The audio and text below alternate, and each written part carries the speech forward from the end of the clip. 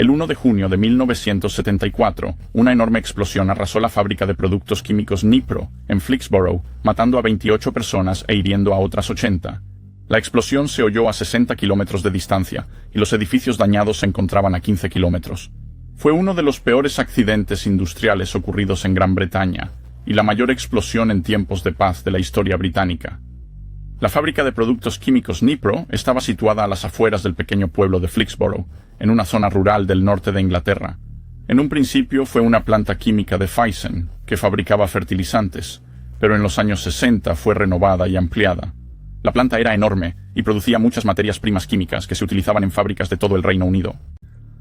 Una de las sustancias químicas que producía era la caprolactama, que se utilizaba en la fabricación de nylon, un material sintético muy popular, muy utilizado durante los años 70. La producción de caprolactama implicaba un proceso por el que se oxidaba una sustancia química llamada ciclohexano, mediante la inyección de aire comprimido. Para ello, los productos químicos se hacían pasar por 6 reactores conectados entre sí, que se mantenían bajo presión, y fue en esta parte de la planta donde se produciría la catástrofe. Durante una inspección rutinaria, se descubrió que el reactor 5 no era seguro, ya que había aparecido una gran grieta en el revestimiento exterior de acero. Se interrumpió la producción y se retiró el reactor 5 para repararlo. Fue entonces cuando se cometió el error fatal. En lugar de detener la producción y esperar a que el reactor número 5 fuera reparado, se tomó la decisión de continuar con la producción. Se instalaría una simple tubería de derivación que uniría los reactores 4 y 6. Se instaló una tubería de acero de 20 pulgadas con extremos flexibles llamados fuelles. Se levantó un nido de andamios bajo la tubería para soportar el peso y tras una rápida prueba de presión se reanudó la producción. A las 4:53 de la tarde del sábado 1 de junio, esta tubería de derivación provisional se rompió. Se calcula que se liberaron entre 20 y 40 toneladas de gas ciclohexano, formando una densa nube blanca. Los trabajadores que presenciaron la fuga corrieron para salvar sus vidas. Unos 30 segundos después de la ruptura, la nube de ciclohexano que se extendía encontró una llama y toda la masa se incendió instantáneamente. La explosión destruyó por completo la planta química y provocó una onda expansiva que causó daños a 15 kilómetros de distancia. Los tejados de las casas fueron arrancados, ventanas reventadas, muebles destrozados, personas lanzadas como muñecos de trapo. Los coches del aparcamiento saltaron por los aires y aterrizaron retorcidos. Los relojes de las casas dañadas quedaron congelados en el instante de la explosión. En Grimsby, una ciudad pesquera a 60 kilómetros de distancia, la gente oyó el sonido de la explosión. Muchos dijeron que sonó como un fuerte trueno. Se encontraron grandes piezas de tuberías de metal pesado a una distancia de hasta 6 kilómetros y pequeños trozos de escombros de la fábrica a una distancia de hasta 32 kilómetros.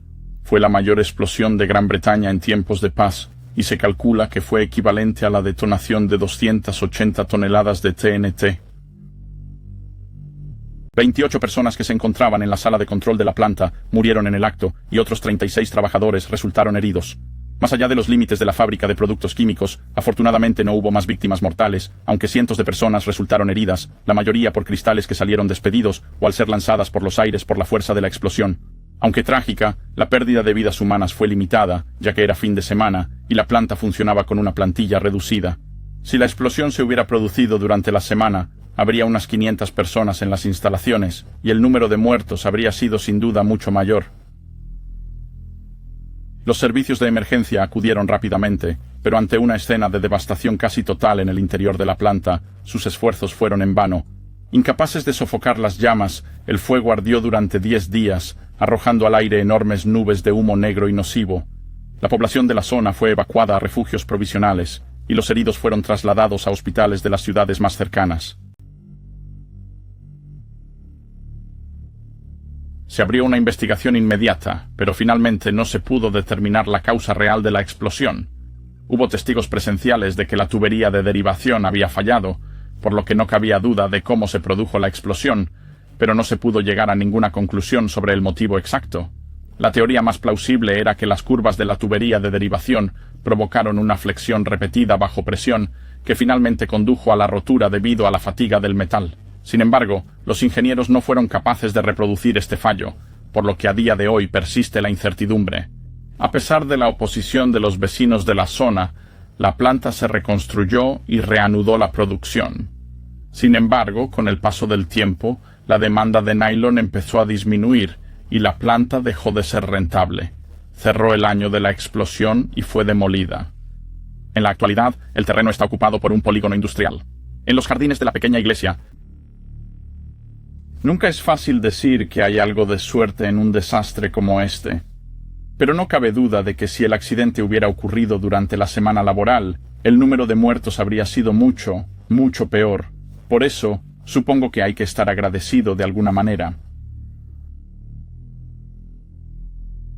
Como nota al margen, el desastre de Flixbury fue también el escenario de uno de los casos de premonición más conocidos de Gran Bretaña.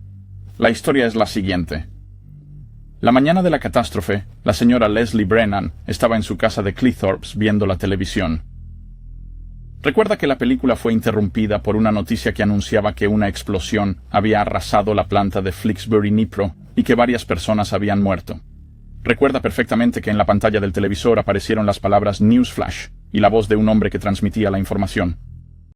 Hacia el mediodía, dos amigas la visitaron y ella les preguntó si se habían enterado del accidente.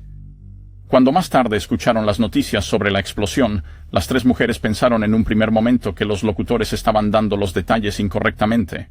Pero al día siguiente consultaron el periódico y vieron la hora real de la explosión. Por extraño que fuera, las tres amigas sostuvieron que ella les había informado del accidente casi 5 horas antes de que ocurriera realmente. Aunque imposible de probar, su historia fue ampliamente difundida en su momento gracias a la corroboración de las dos amigas. La propia Brennan no pudo ofrecer ninguna explicación al extraño suceso. Parece poco probable que se lo inventara. Simplemente no parecía el tipo de persona que buscaba atención, y hasta el día de hoy, el extraño suceso sigue siendo un misterio.